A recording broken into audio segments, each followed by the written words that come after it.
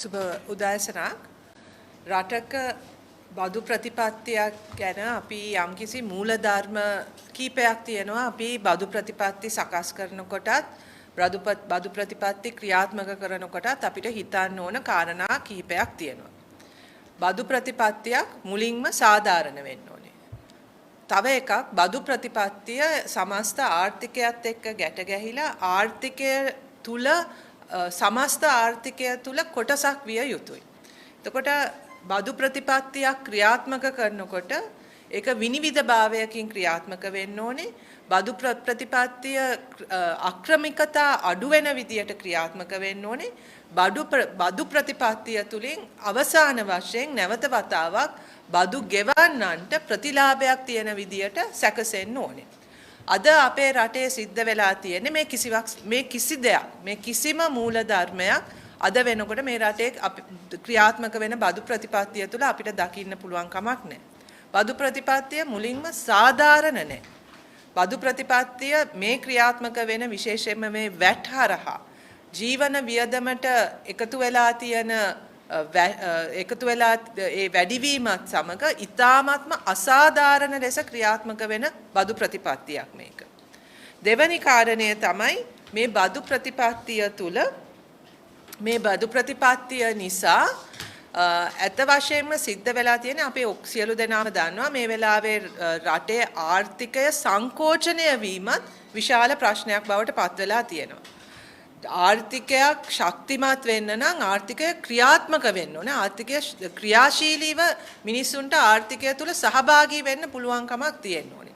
නමුත් මේ වෙලාවේ මේ ක්‍රියාත්මක වෙන ආර්ථික ප්‍රතිපත්තිය තුල සිද්ධ වෙලා තියෙන්නේ ජනතාවගේ බඩු මිලදී ගැනීමේ හැකියාව purchasing power කියන එක සම්පූර්ණයෙන්ම නැති කරලා තියෙන්නේ. රටක සමාජයක ජනතාවගේ බඩු මිලදී ගැනීමේ හැකියාව නැති වුණාම ආර්ථිකයක් සංකෝචන වෙනවා. මම හිතන්නේ ඒක ඕන ලදරුවෙක්ට තේරෙන දෙයක්. ආර්ථිකයක් අපිට නගා සිටවන්නවත් ආර්ථිකයක් අපිට සක්‍රිය කරන්න බෑ.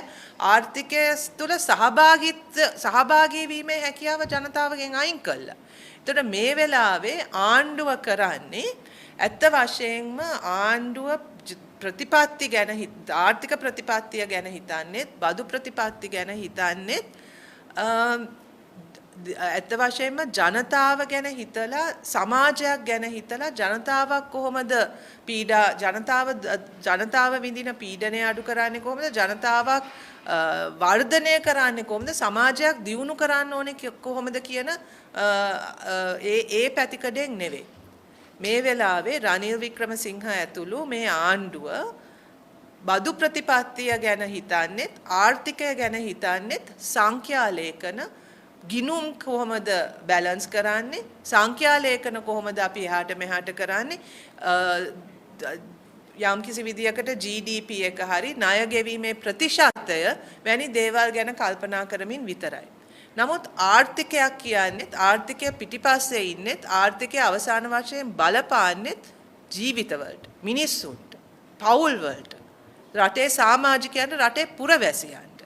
එතකොට මේ පුරවැසියන් ගැන හිතන්න බැරි නම් ඒ පුරවැසියන්ගේ ජීවිත ගැන අදහසක් නැත්තම් ඒ පුරවැසියන් දවස ගත කරන්නේ කොහොමද කියන දේ ගැන කිසිම සංවේදී භාවයක් නැතුව මිනිසුන් කියන්නේ ජනතාව කියන්නේ නිකන් සංඛ්‍යා ලේඛන විතරක් නම් සංඛ්‍යා දත්ත විතරක් හැටියට නම් පාලකයෝ සලකන්නේ අන්න එවැනි අවස්ථාවල තමයි මේ විදියේ අසාධාරණ අසංවේදී සහ ඇත්ත වශයෙන්ම නපුරු ආර්ථික තීරණ ගන්න. එතකොට එවැනි ආණ්ඩුවක් තමයි අපිට තියෙන්නේ. මේ ආණ්ඩුවට ජනතාව වැදගත් නැහැ. මේ ආණ්ඩුවට මිනිස්සු වැදගත් නැහැ. මේ ආණ්ඩුවට මිනිස්සු ජීවත් වෙන්නේ කොහොමද කියන එක අදාළම නැහැ. ඒක ගැන ඒගොල්ලෝ කිසිසේත්ම හිතන්නේත් නැහැ. එතකොට ඒ ඔවුන්ගේ අර අතිශයින්ම පටු තමන්ගේ ගිණුම බැලන්ස් කරන්නේ කොහොමද? තමාගේ සංඛ්‍යා ලේඛන එහාට මෙහාට වැඩ කරන්නේ කොහොමද? ජාත්‍යන්තරයට මොකක් හරි මැජික් එකක් පෙන්වන්න පුළුවන්ද? IMF එක සතුටු කරන්නේ කොහොමද? එවැනි පදනමක් මත ඉඳගෙන තමයි මේ ආණ්ඩුව තීරණ ගන්න. ඒක ඉතාමත්ම පැහැදිලි. මොකද ඇත්ත වශයෙන්ම මේ වෙලාවේ මේ ක්‍රියාත්මක වෙන බදු ප්‍රතිපත්තිය නිසා අපේ ආර්ථිකයට විශාල බලපෑමක් සිද්ධ වෙලා තියෙන්නේ. ආර්ථිකය සංකෝචනය වෙනවා. මම කලින් කිව්ව විදියට මිනිස්සුන්ට ආර්ථිකය තුල සහභාගී වෙන්න බැරි නම් ඉතාමත්ම පැහැදිලිනේ. අපි ගිය අවුරුද්ද ජීවත් වෙච්ච විදියට නෙවෙයි මේ අවුරුද්ද ජීවත් වෙන්න පුළුවන්. ගිය අවුරුද්ද ජීවත් උනේ 2022 හිටපු විදියට නෙවෙයි. සියලු දේම කප්පාදු කරමින්. සියලු දේම කප්පාදු කරමින් අවමෙන් ජීවත් වෙන්නේ කොහොමද කියන එක තමයි හැම දෙනාගේම ඔළුවේ තියෙන්නේ. එතකොට අපි පොල් සම්බලට මං කියන්නේ එතනට වැටිලා තියෙන්නේ. පොල් සම්බලට ලූණු දාන්නේ කොහොමද කියන අරගලයත් එක්ක මිනිස්සු ජීවත් වෙන්නේ මේ වෙලාවේ.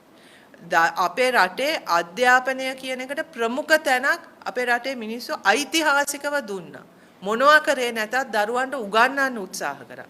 නමුත් අද වෙනකොට ගුරුවරුන්ට කතා කරන්න, දෙමව්පියන්ට කතා කරන්න, දරුවන් අධ්‍යාපනයෙන් අයින් වෙනවා, අයින් කරනවා.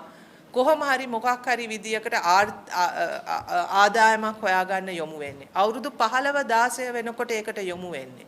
එක රැකියාවක් කරලා ජීවත් වෙන්න බෑ. රැකියා දෙක තුනක් කරන්න ඕනේ. 3 wheeler එක යන්න, ටැක්සි එක යන්න, ඒ රියදුරා එක්ක කතා කරන්න.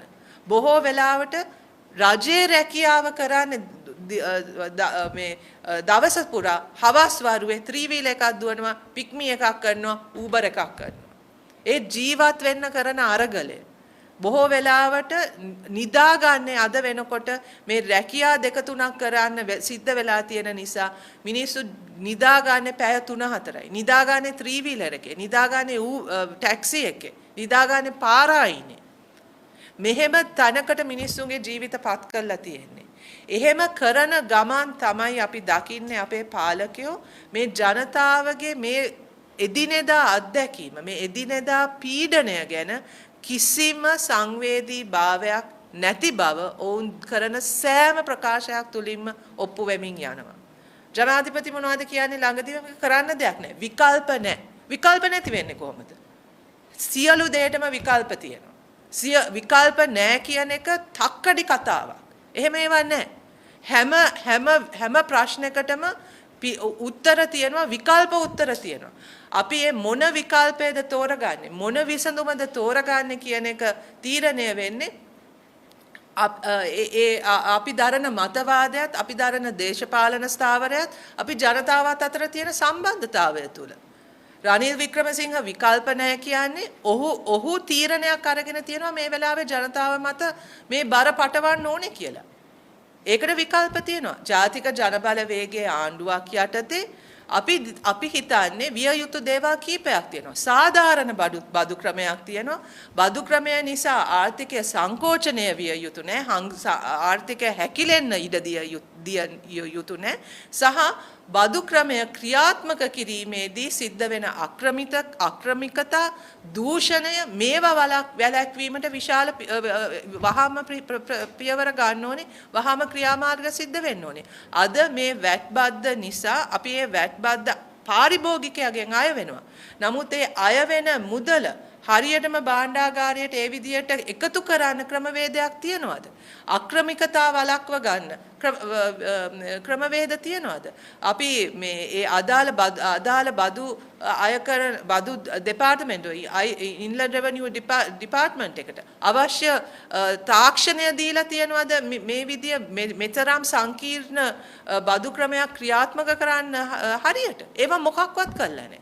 ඒවා මොකක්වත් කළා නැතුව ඒ පුරුකේ ඒ ප්‍රතිපත්තියේ අවසානයේ ඉන්න පාරිභෝගිකයාට තමයි අපි සියලුම වගකීම බාලා දීලා තියෙන්නේ. නමුත් අඩුම තරමේ මේ ක්‍රියාත්මක කරන මේ අය කරන බදු එකතු කිරීමේ තාක්ෂණය දියුණු කරන්න තාම ආණ්ඩුවට හැකියාවක් වෙලා නැහැ. ඒතකොට මිනිස්සු බදු බලෙන් මිරිකෙනවා, මිනිස්සු බදු නිසා පීඩාවට ලක් වෙනවා, මිනිස්සුන්ගේ ජීවිත අර රායි සහෝදරී සමන්මලී සහෝදරී කිව්ව විදියට එදිනෙදා මූලික අවශ්‍යතාවයන් නැති වෙලා තියෙනවා. නමුත් ආණ්ඩුවට මේ කිසි දෙයක් පිළිබඳ කිසිම හැඟීමක් නැතුව, කිසිම තැකීමක් නැතුව ජනතාව මේ වෙලාවේ ඉන්න තත්වය තේරුම් ගන්න බැරි බව ඔවුන් දිනපතා ඔප්පු කරමින් යනවා. මේ වෙලාවේ ඔවුන්ගේ මූලික අරමුණ වෙලා තියෙන්නේ තව දුරටත් තමන්ගේ බලය ආරක්ෂා කරන්නේ කොහොමද? ඒ නිසා තමයි අර කිව්ව විදියට ගෙම්බ වගේ එහාට මෙහාට පනින්න දැන් පටන් අරගෙන තියෙන්නේ. ඒ නිසා තමයි දැන් නිකන් අර නැවත වත ඔවුන්ගේ එකම මේ වෙලාවෙත් අරමුණ වෙලා තියෙන්නේ බලය කොහොමද තව දුරටත් රඳවාගෙන ඉන්නේ, ඔවුන්ගේ ආසනය කොහොමද රැකගන්නේ, മന്ത്രി ධූරය කොහොමද රැකගන්නේ, අමාත්‍ය ධූරය කොහොමද රැකගන්නේ. ඊට එහා මොවුන්ට දැක්මක් නැහැ, අවශ්‍යතාවයක් නැහැ, ජනතාවට සේවය කරන්න අවශ්‍යතාවයක් නැහැ කියන එක ඉතාමත්ම පැහැදිලි. ඒක ඔවුන් දිනපතා ඔප්පු කරමින් යන්නේ. ඉතින් ඒ නිසා අපි දන්නවා මේ රටේ ගැහැණුන් කියන්නේ නිර්භීත ධෛර්යමත් කොටසක්. ඔවුන් ඒක ඉතිහාසය පුරාම ඔප්පු කරලා තියෙනවා. රටක් අපේ රට අවදානමට පත්වෙච්ච සෑම අවස්ථාවක මේ රටේ ගැහැණුන් ඉදිරියට ඇවිල්ලා තියෙනවා. ඉතින් නැවත වතාවක් එවැනි මොහොතක් ඇවිල්ලා තියෙනවා. 2024 කියන්නේ සුබ වසරක් කියලා අපිට කියන්න බෑ. නමුත් අර කිව්ව විදියට සුබ වසරක් බවට පත් කරගත යුතුයි. සුබ වසරක් ඇටියට පත් කිරීමේ ඒ ක්‍රියාවලිය තුළ අපි හිතනවා ගැහැණු අපිට විශාල කාර්යභාරයක් තියෙනවා. ගැහැණු අපි ඒකේ නායකත්වය ගත යුතුයි. මෙච්චර කාලයක් අපිව අයින් කළා මේ දේශපාලන තීන්දුව తీරන ගත්තේ. මෙච්චර කාලයක් ගැහැණිය කිව්වේ ඡන්ද දායකයෙක් පමණයි. පුරවැසියෙක් නෙවෙයි. සමපුරවැසියෙක් නෙවෙයි. දැන් ඒක වෙනස් කරන්න කාලය ඇවිල්ලා ඒ තීරණය මේ රටේ ගැහැණුන් අරගෙන තියෙන බව අපිට හොඳටම පේනවා. ඒක අපිට දැනෙනවා.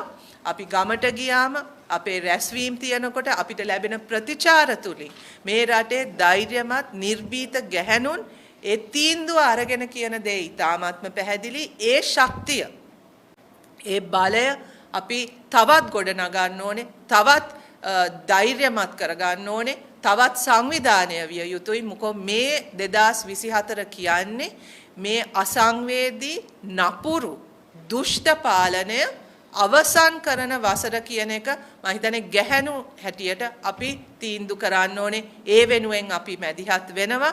ඒ සඳහා අපි ඔබ සියලු දෙනාටම සියලුම මේ රටේ ඉන්න සියලුම ගැහැණුන්ගේ අපි කරන ආරාධනාව එන්න අපි එකතු වෙමු. මේකට නායකත්වය දෙමු. මේකට මඟ පෙන්වමු. මේකේ ඉදිරියෙන් ඉන්න ඕනේ අපි. මොකද මේ බර උසුලන්නේ අපි. මේකේ දුක දැනෙන්නේ අපි. ඒ නිසා මේකේ නායකත්වය අපි ගත යුතුයි. ඒ සඳහා ඔබ සියලු දෙනාම මේ දැනටත් වඩා දක්වන දායකත්වය ශක්තිමත් කරන්න කියන ඉල්ලීම කරමින් මම නතර වෙනවා. මොනවා හරි ප්‍රශ්න තියෙනවා නම් අහන්න පුළුවන්. ඉංග්‍රීසි වලින් පොඩි කට් එකක් දීලා ඉන්න. The NPP Women's Wing has organized this press conference to bring to your notice the immense suffering that the citizens of this country are currently undergoing due to the tax policies that are being implemented by this government. As you know, since from the 1st of January, the value added tax has been raised to 18%, and this was something that has been planned for a long time and was implemented since the 1st of January. This has had severe consequences for the lives of people, who are already in extremely vulnerable situations. Especially women and children have been affected by this, have been deeply affected by this, with the increase, not just the increase of tax, but the fact that the VAT has now been added to many goods and services that were previously exempted from VAT. This has, for instance, this has really affected things like food security. Already our country, the people of this country have been facing severe threats to their food security. This has increased with the cost of food skyrocketing over the last several months.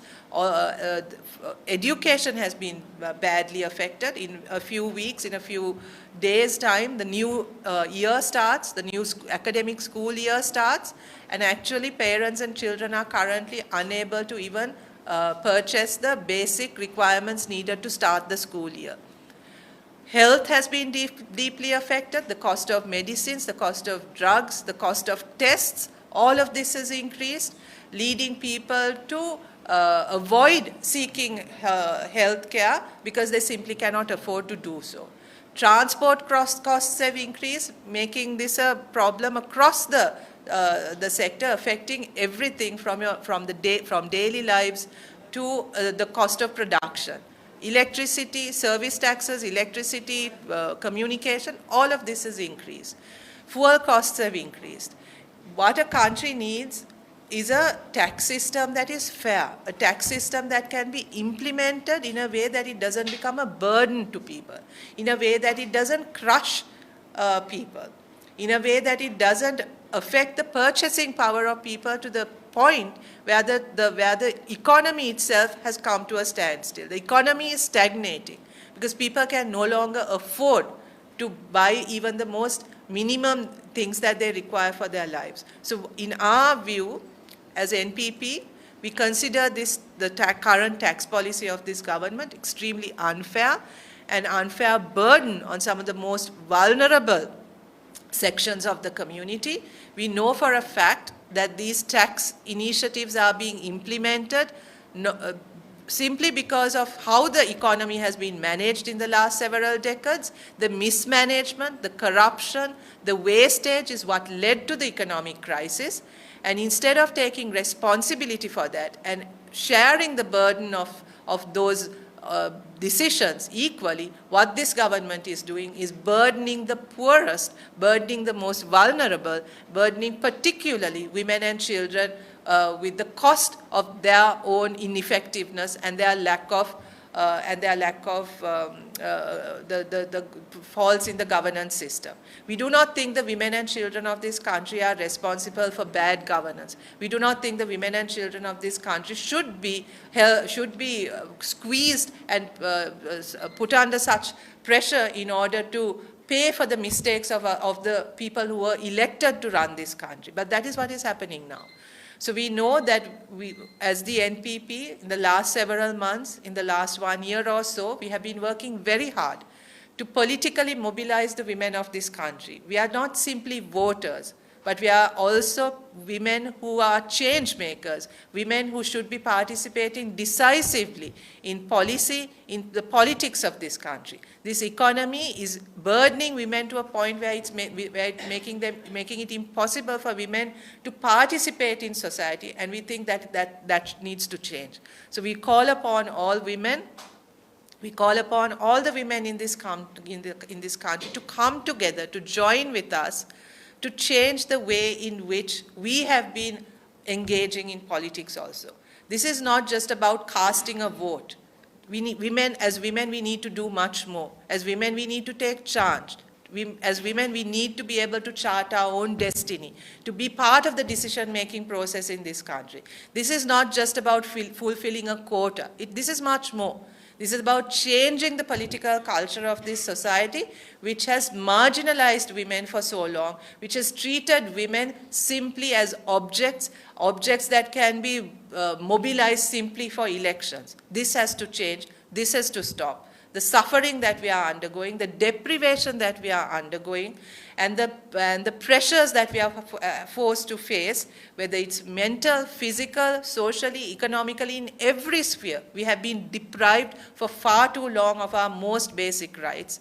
And we think it is time that all of this changes. And we call upon all of you, all the women in this country, to join with us in this endeavor to change, to decisively change the way in which women have been treated in this country, been regarded in this country, have been allowed to participate in politics in this country by the corrupt rulers who continue to treat women simply as objects. Thank you very much. ප්‍රශ්න මොන හරි තියෙනවද? සාමාන්‍යයෙන් දැන් මේ tax එක වැඩිවීම ගැන government එකෙන් කතා කරත් සමහරක් වෙලාවට ජනාධිපතිවරයාගේ පැත්තෙන් දැක්කම මේ ටැක්ස් එක ටික කාලයකට කියලා තමයි නිකන් එන්නේ අදහස ටික කාලයකට අපි මේක දැම්ම කියන එක. එහෙම ටැක්ස් එකක් ටික කාලයකට දාලා ලොකු ගාණකින් මේක බූස්ට් කරගන්න පුළුවන් නේද රටේ ආර්ථික හෝ ගවර්න්මන්ට් එකේ බජට් එක බූස්ට් කරගන්න පුළුවන් වේද කෙටි කාලයකට දාලා ලොකු ටැක්ස් එකක් නෑ එකක් ඔතන ප්‍රශ්න රාශියක් තියෙනවා ප්‍රශ්න රාශියක් තියෙනවා කියන්නේ එක අපේ රටේ බදු ප්‍රතිපත්තියේ තියෙන ප්‍රධාන ප්‍රශ්නයක් තමයි කාලෙන් කාලයට මේක වෙනස් කරන එක අවුරුද්දෙන් අවුරුද්දට මාස 6න් 6ට බදු ප්‍රතිපත්තිය වෙනස් වෙන එකම ප්‍රශ්නයක් දැන් මේ ඇත්තටම අපේ බදු ක්‍රමයේ බදු වල තියෙන විශාලම ප්‍රශ්නය තමයි මේක ක්‍රියාත්මක කර ගැනීමට යනකොට තියෙන ප්‍රශ්න. ඇත්තටම අය කරන බද්ද ඇත්ත වශයෙන්ම භාණ්ඩාගාරයට එනවද නැද්ද කියන එක ලොකු ගැටලුවක්. මේක කරගන්න බැරි වීමට එක ප්‍රධාන හේතුවක් තමයි අපිට ස්ථාවර බදු ප්‍රතිපත්තියක් නැති එක. එතකොට හිතන වෙලාවට නම් මෙහෙම අපිට බදු වෙනස් කරන්න පුළුවන් ඒක බරපතල ප්‍රශ්නයක්. රටකට ස්ථාවර බදු ක්‍රමයක් ඕනේ. ඒක ක්‍රියාත්මක කරන්න පුළුවන්. ඒක එකක්. දෙවැනි එක බදු අය කළා ගොඩ නගපු ආර්ථිකයක් ගැන අපි නම් දන්නේ නැහැ. ආර්ථිකයක කොටසක් බදු ආර්ථිකයක් ශක්තිමත් වෙන්න ඕනේ බදු අය කරලා ආර්ථිකයක් ශක්තිමත් කරන්න බෑ. බදු කියන්නේ සමස්ත ආර්ථිකයේ සැලැස්මක කොටසක්. එතකොට ආදායම් එකතු කරන එකම මාර්ගය බදු නම් ඒක ඊටාත්ම දුර්වල ආර්ථිකයක්. කවදාකවත් ගොඩ යන්න පුළුවන් ආර්ථිකයක් නෙවෙයි.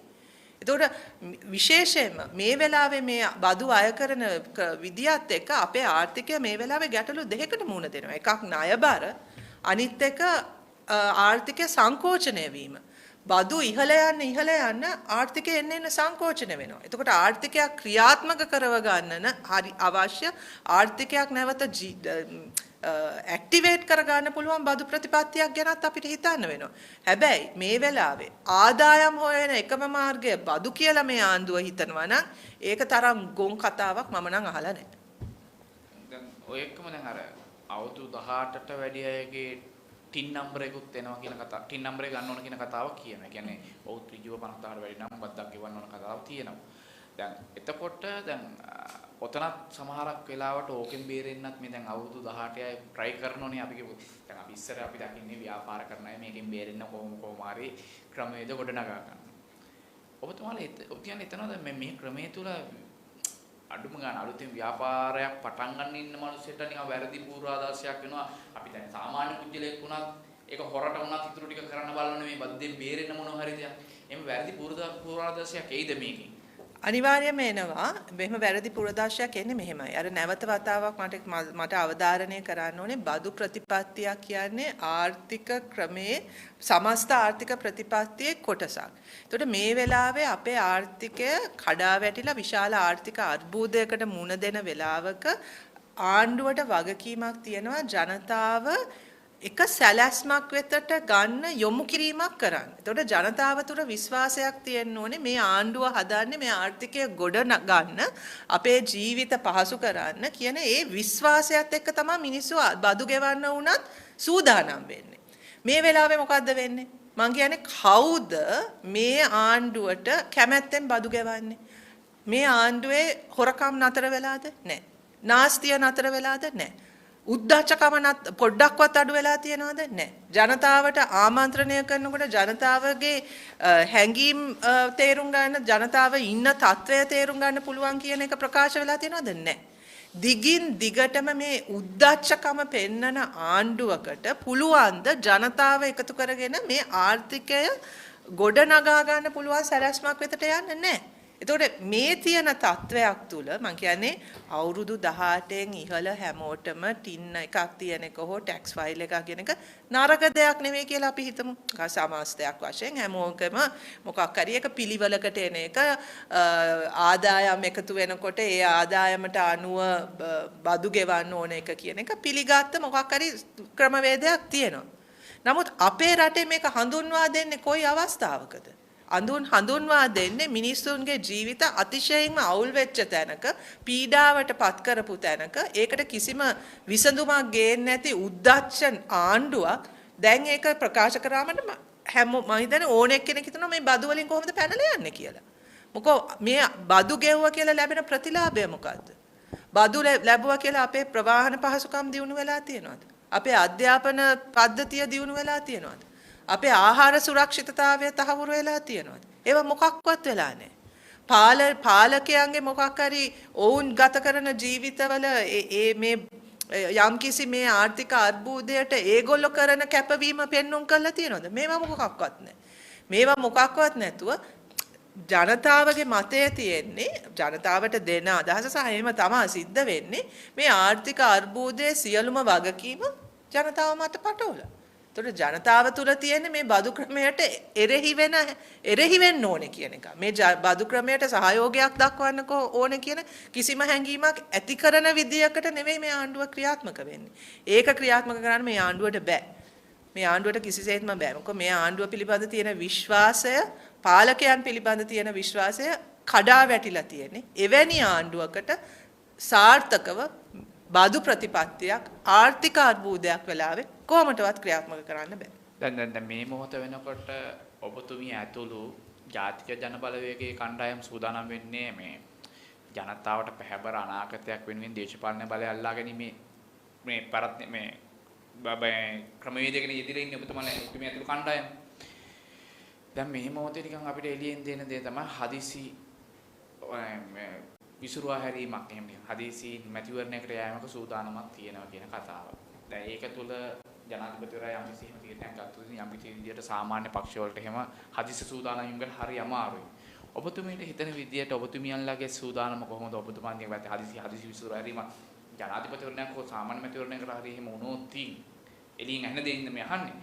පුළුවන් වේද මේ කියන විදිහට ඔහු සූදානම් වෙලා ඇති සමහරක් වෙලාවට ඔවුන් සූදානම් වෙලා ඇති සමහරක් වෙලාවට ඔබතුමියන්ලාගේ සූදානම් වීම කොහොමද? අපි සූදානම් වෙන්නේ මෙන්න මේ පැත්තෙන් ජනතාවට මේ වෙලාවේ ඕනේ මැතිවරණයක්. ඒක ජනාධිපතිවරණයක්ද මහ මැතිවරණයක්ද කියන එක නෙවෙයි. ජනතාවට ඕනේ මොන හරි මැතිවරණයකින් මේ පාලකයන් එළවලා අලුත් පාලනයක් අලුත් දේශපාලන සංස්කෘතියක් ගේන්න. ඒ නිසා ජනතාවත් සූදානම්. ඒ සූදානම් වෙච්ච ජනතාව නියෝජනය කරන්න අපිත් සූදානම්. තවත් හේතුවක් තියෙනවා. අපි දේශපාලන ව්‍යාපාරයක් හැටියට ජනතාව ගාවට යන්නේ මැතිවරණයක් ප්‍රකාශ කරාම විතරක් නෙවෙයි. අපි කොහොමදත් ඉන්නේ ජනතාව එක්ක. අපි කොහොමදත් ජනතාව සංවිධානය කරනවා. අපි කොහොමදත් ජනතාව එක්ක වැඩ කරමින් ඉන්නේ. අපි මේ ගමන ආරම්භ කරේ 2019. ඊටත් කලින් ඉඳන් අපි මේ වැඩ සැලසුම් කරගෙන යන්නේ. අපිට ඕනේ මැතිවරණයක්, ජනතාවටත් ඕනේ මැතිවරණයක්. ගේන්න මැතිවරණයක්. අපි සූදානම්. හරි. බොහොම ස්තුතියි. Thank you.